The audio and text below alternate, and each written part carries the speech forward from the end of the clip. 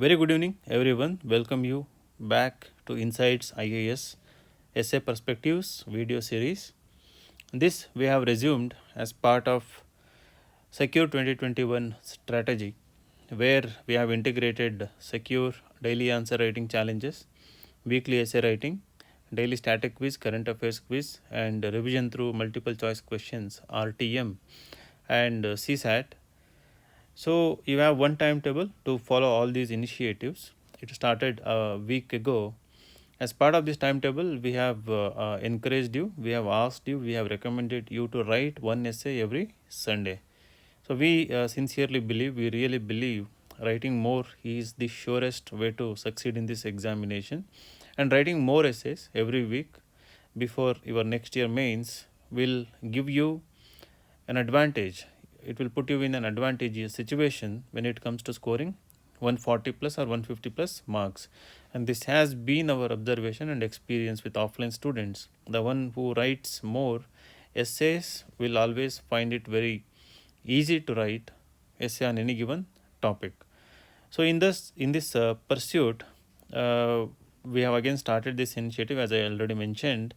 So today's topic is happiness is not an ideal of reason but of imagination. So this is a quote by Immanuel Kant. So this Kant, as far as I know, is pronounced as Kant, as in Cant, cannot, Kant. It's not Kant. Leaving it aside, it's not important how we pronounce. Immanuel Kant is a very important moral philosopher, and you can expect his quotes to be repeated as an essay topic or as a question in ethics paper, because no, he deals with the most important aspects of human life, human philosophy. And if you have observed previous year topics, happiness is one of the recurring themes in UPSC previous year essay papers. So keeping that in mind, we have started with this challenging topic. I think this is challenging topic because you have to meet the demand of the UPSC essay criteria, that remaining close to the topic till the end. No, you cannot just write on happiness, but you have to write on how it is not an ideal of reason but of imagination. That is, you have to keep entire topic in your mind while writing the essay. So to write entire topic in your mind remaining close to the topic, so this is one of the demand of the essay. From introduction to conclusion, you have to remain very close to the topic.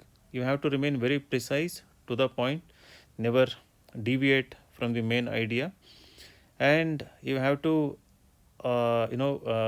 make your ideas very coherent. An orderly fashion of your ideas is the required criteria, one more criteria. And of course, credit will be given to clear expression. So you shouldn't use unnecessary complex sentences. This you can see in the notification. So if you can just open last year notification, under the essay heading you will see small paragraph that gives you clear picture about what to how to write an essay in UPSC examination. So keeping these things in mind, we will discuss different perspectives that you should bring to your essay. So if you are new to this video series, I'll just talk few seconds about perspectives. Perspectives are kind of dimensions that an evaluator expects in your essay. Now what is happening, unfortunately, when an aspirant is preparing for this UPSC examination, is too much influenced by previous year toppers strategies, styles, presentation, and also content. And also they are you know uh, kind of influenced by too much of GS they read and current affairs they read, and also too many videos talk about too many strategies. In this research for writing an ideal essay, what many people lose is their originality. For an evaluator, in more than anything else, originality matters. If your individualistic stamp is visible in your essay, through your ideas, through your arguments, through your perspectives, through your dimensions, then your essay will definitely score very good marks provided it meets the requirements that I was talking about earlier. So, what are these dimensions for this essay? So, before we move into those dimensions, with respect to philosophical essays, let me just give you one or two important tips. In philosophical topics, now entire section in UPSC essay paper is dedicated to philosophical topics. The topics which are based on broadly certain themes that are present in your ethics paper, that is General Studies 4. So in these essays, I have seen that many people have tendency to write it like broad essay on current affair topics. They use too many current affairs examples, too many historical examples. So please avoid that. At least, sorry, half of your essay should be philosophical. It should sound philosophical. Maximum 2/3 of your essay. So what I mean by this is uh, the topic, you shouldn't use too much of world history, too much of art and culture, too much of as I said, current affair examples.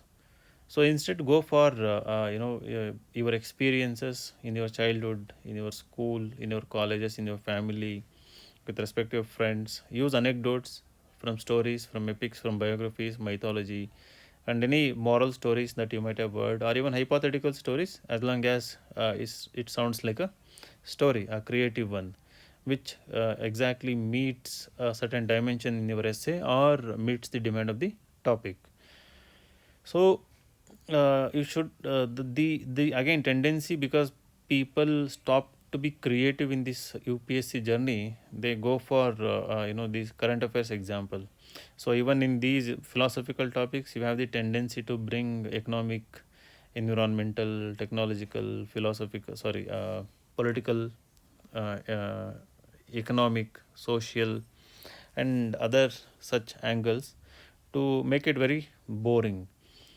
Philosophical essay should read like a story, and it should be very organic from beginning to end. So you shouldn't complicate it, and you don't require any special preparation except the thinking part. So as long as you can think originally, think very clearly, think based on your existing knowledge of everything, starting with whatever you might have seen, movies, read books, watched documentaries. If you have lived your life, through set of experiences, so as long as you can recall them, so you can always construct a very good essay.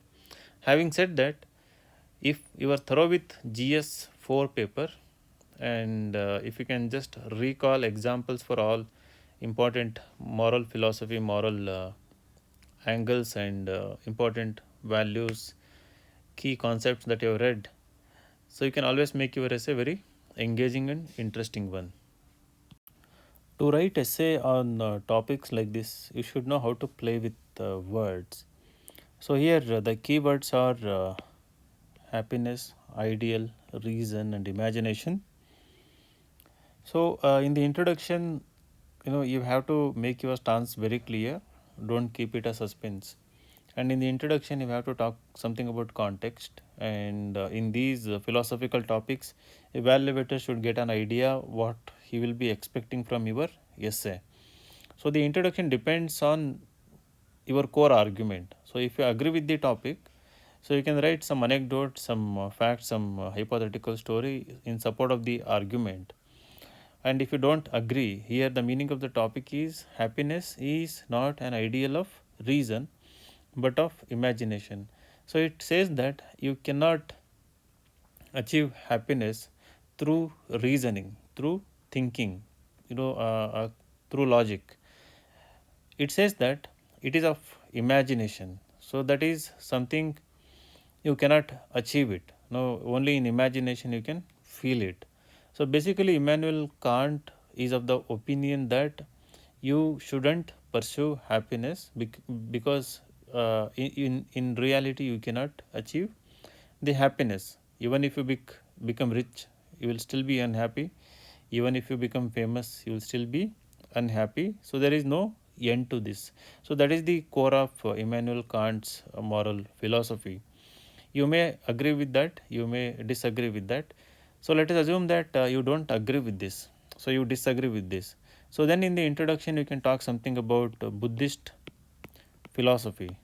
So basically Buddhism says that so both sorrow and happiness and all other emotions are perfectly under our control. So if you want to be happy, you can train your mind to be happy. You can lead a happy life, perfectly happy life, by training your mind. So that is nothing but you do yoga, meditation, and through that you achieve endless happiness, something like nirvana. So that is only if you disagree, maybe you can write a story related to Buddhism, an anecdote, a specific story in the introduction to make your point very clear that so you are not in agreement with the topic. So if you agree that happiness is an illusion, so that cannot be achieved either in reality, either through reasoning or even through imagination, then you can quote an anecdote. That will sound really very pessimistic. So topics like this, based on our current level of understanding, it is better not to get too much into philosophical. Instead, write it based on what we know, based on our existing wisdom. So that is, if you want to write a simple essay in topics like this, the universally accepted principle, accepted logic is that people can be happy if they choose to be happy. So it is better to support that happiness can be achieved. So that is going against the topic. So write such an introduction here. So in case if you disagree with the statement, you cannot just go on writing everything against the topic from the very first statement in the introduction. Either in the introduction or after the introduction, you have to make sure that you understand the topic. You are not disagreeing based on misunderstanding the topic. You are not deviating. So after the introduction, here in one or two paragraphs, we can talk about the core moral philosophy of Immanuel Kant. Only if you know that, but it is always desirable to write the exact context of the topic given, uh, without just quoting the name of the author. Don't stop at just saying that it's a statement given by Immanuel Kant. So you have to talk about something like moral worth, categorical imperative.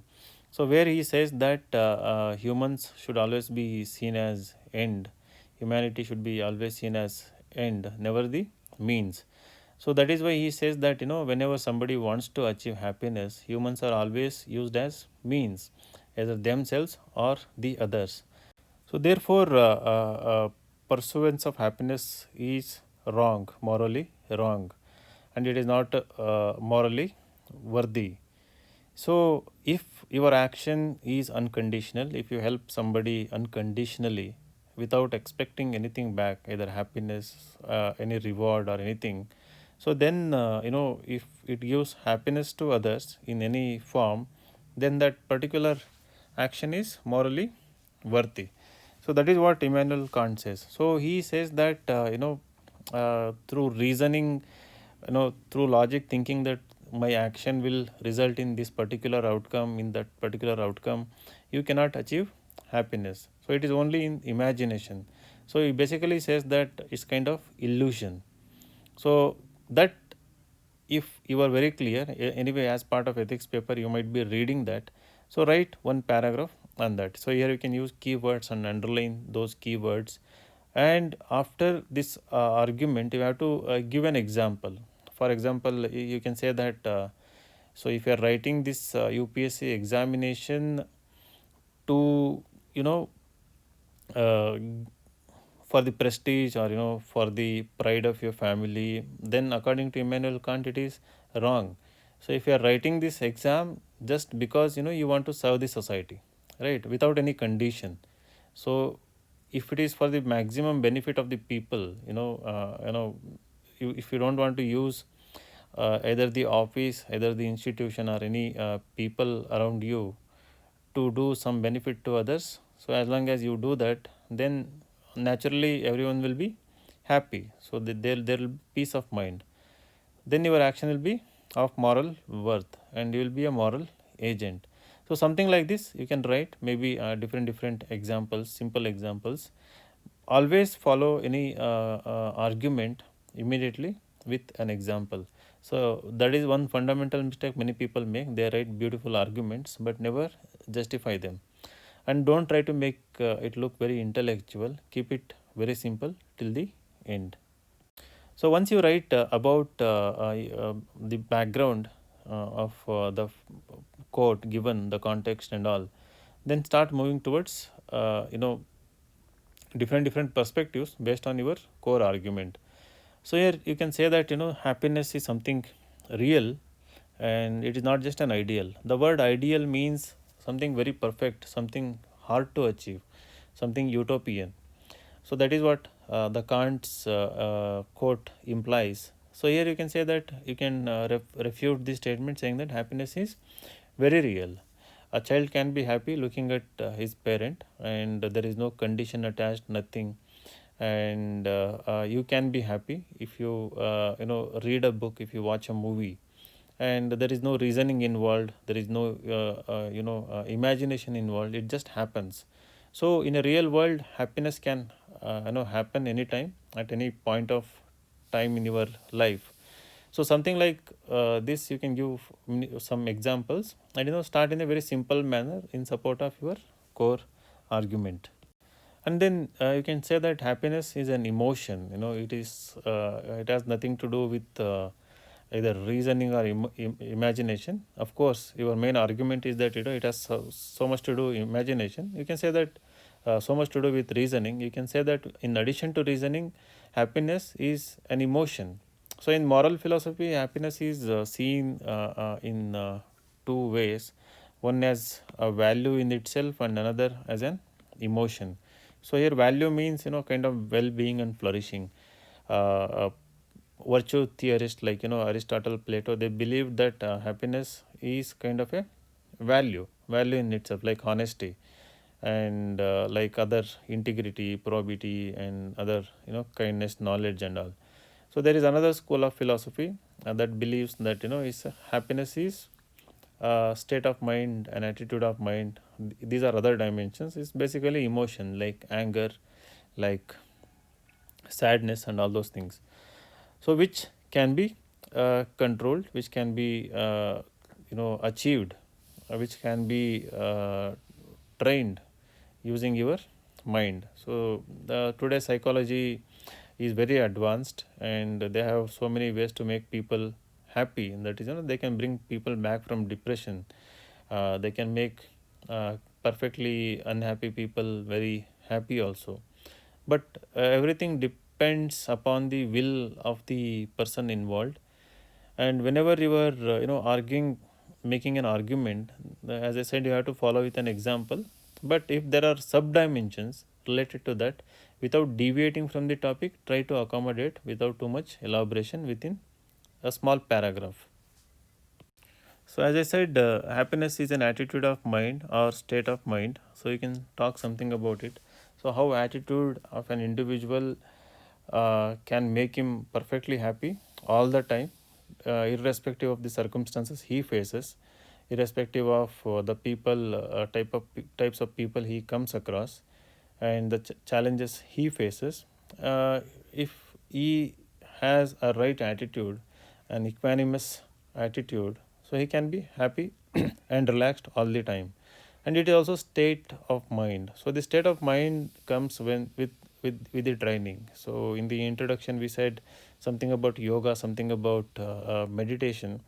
So today people can practice that, but however there can be counter argument. So you can say that, see, counter argument doesn't come in every argument. So here the counter argument can be however this happiness is not kind of permanent. So you cannot have always happy state of mind, happy attitude, because you are prone to external stimuli. You are prone to other emotions. Sometimes other emotions can overpower emotion of happiness depending on the situation. Even temporarily you can be unhappy. And if you search the cause, you will know that what is making you unhappy. And if you don't give importance to that cause, you can again be happy. So it all mind games, mind play. So something like this you can talk about. But again, see, for all these arguments, try to find examples from these biographies, autobiographies, stories from Mahabharata, Ramayana. So they make it more interesting. If you just go on philosophizing, just talking about these words repeatedly, without littering it with important interesting stories, it becomes very boring for the reader, right? So another dimension you can talk about: pursuing happiness is not sin, either through reason or imagination, but means are very important. So you can say that in another dimension I'm talking about, means to achieve happiness should be ideal. So that is, you shouldn't achieve happiness by stealing others stuff, by beating someone else, that is sadism. And by looking at others difficulties, you shouldn't derive your happiness, that is also kind of sadism, opportunism. So you can talk about these contrasting ideas. Wherever you talk about these, you can say that the same reasoning can help you distinguish between what is morally right and what is morally wrong. So what I want to convey is that the reasoning, if it is not helping you to achieve happiness, but it can always help you to realize that there are other vices, uh, evils that are preventing you from achieving happiness. It will make you look at the world very practically, pragmatically, and understand the motives of the people, the motives of all the agents involved in your life. And by eliminating whatever things that are causing you disturbances, you can always achieve peace of mind, happiness. So for example, as an IAS aspirant, so if you know that what is causing you stress, what is causing you depression, if it is the expectation of others, if it is distractions, if it is unnecessary demands from unreasonable people, by staying away from them, or shutting them down, by doing something about them, you can achieve your happiness, and through that, success also. As I earlier said, means to achieve happiness should be ideal. So usually what happens whenever somebody wants to achieve happiness, uh, the means adopted nowadays are not at all ideal. Of course, they cannot be ideal. At least they should be near to ideal.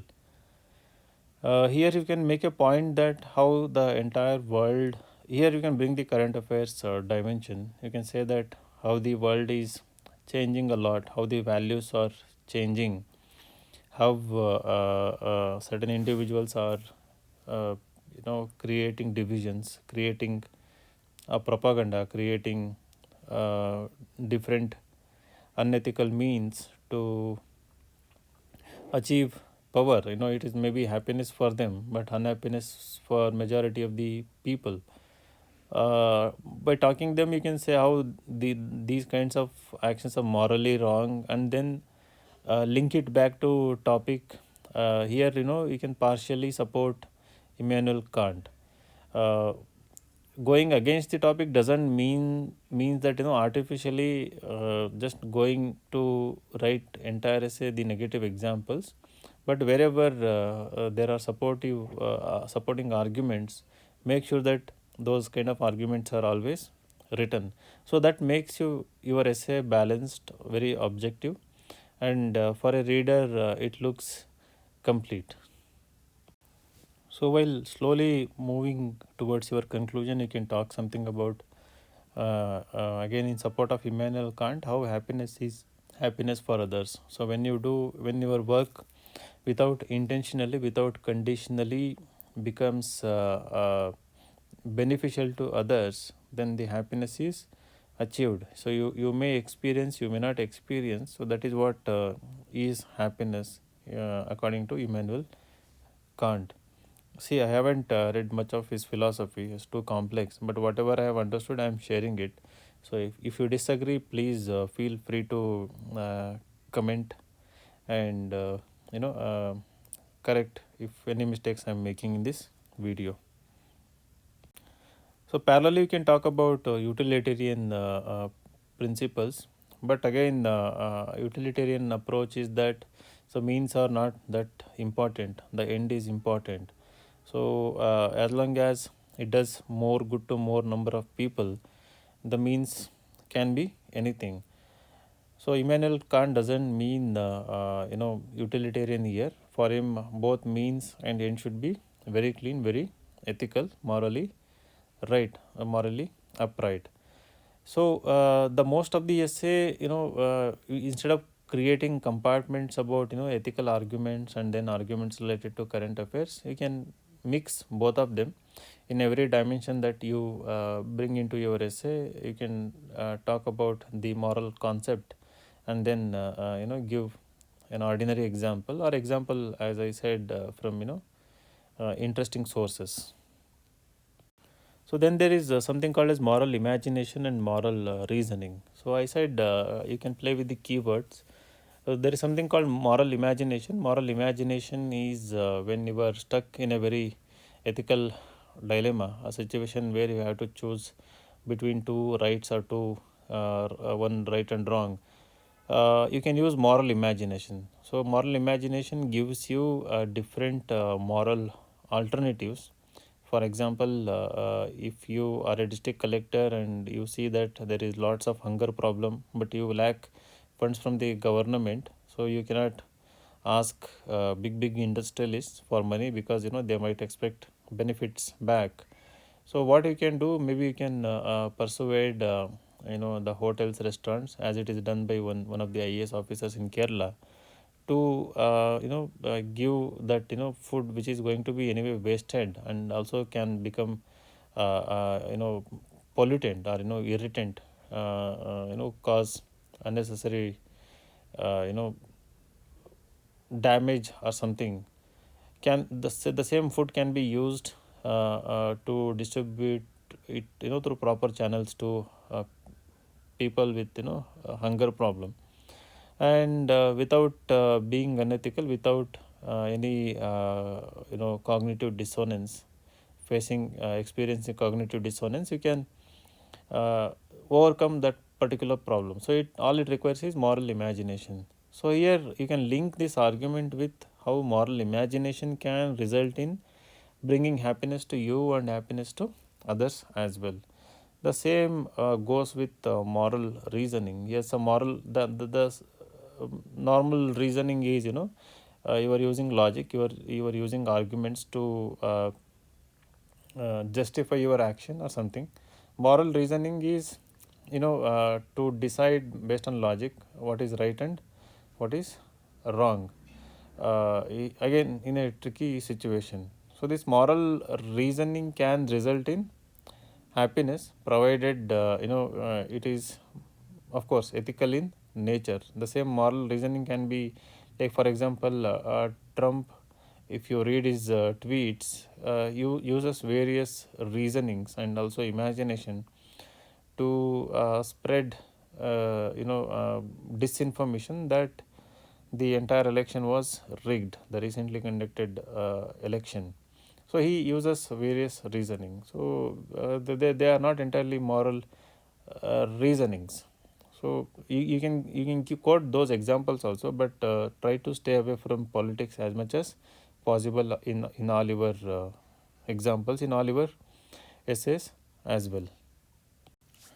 So when you move towards conclusion, try to be very optimistic, very futuristic. You can say that whatever be the moral philosophy behind happiness, you can say that people, as long as they are happy, they will cause less trouble to others. They will be peaceful with others.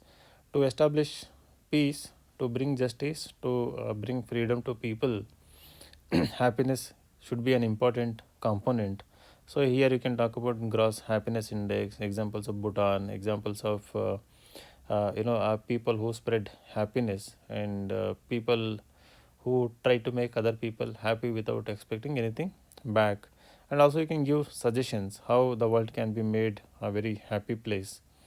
And if you know any good examples of any movies or anything, let the conclusion be very surprising and very thoughtful, and most of the times let it be very open ended. So let the reader think about the kind of conclusion you make. So it requires bit of creativity. You can end it with a poem, you can end it with a quote, but always make sure that whatever you do is something original. The thought you write in the conclusion shouldn't be too much deviated from the topic, but it should give another extra broad dimension to think upon. So let it be mostly a positive one. Don't bring the pessimist attitude there. Show pessimistic attitude there. Evaluator, will decide marks for your essay based on the entire impression that you have created in the entire essay. That impression will continue till the last sentence. Don't lose your interest. If you lose your interest while writing the essay, the reader also will also lose his or her interest. So keep it very intact till the end. Make sure that you fight for every mark. You can score till 80-85 marks in one essay. So a very good way to maximize your marks in mains examination. And writing frequently is the best way forward to write better philosophical essays. And also do read some literature, fiction, non-fiction, these our beautiful Ramayana, Mahabharata epics, mythological stories, folk tales, and important biographies. You can, if you don't have time to read the bulky things, you can just read the summaries of all these things uh, before going to sleep. Maybe for a few minutes you can do that. And if you come across very interesting examples, just note them down and try to use as often as possible in all your essays. So I hope this discussion, though bit lengthy, was useful to you. Thank you very much. Good night.